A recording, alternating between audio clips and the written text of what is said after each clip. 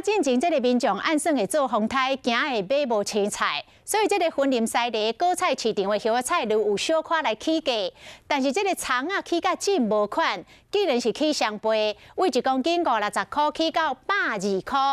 啊嘛，今去扫着风台尾会变大雨，会甲应菜拍烂去，所以做事人今仔日透早5点外都起床，赶紧来采收这个应菜。 我早就来啊5点半，透早就起床，赶紧去采收应菜。昨落雨应该较好一点。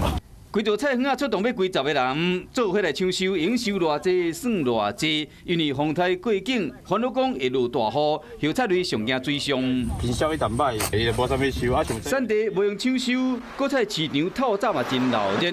果菜市场人员讲，即摆风台来，菜价受到预期心理有小可起价，葱啊起上济。7月是1公斤560块，到昨为止1公斤变120块。其他叶菜类嘛有起，主要是因为量较少。疫情呢，暑假卖出去，所以反正因考量所以反正减少耕种，菜价未讲起足济啦，反正乱步上升安尼啦。 果菜市场人员讲，疫情影响，好一寡菜农本来种5分地，改种2分地，天气遮热，这个农友嘛无啥想要去种田，所以讲量少价少就会起。不过目前的价少还算平稳，家庭主妇唔免伤烦恼。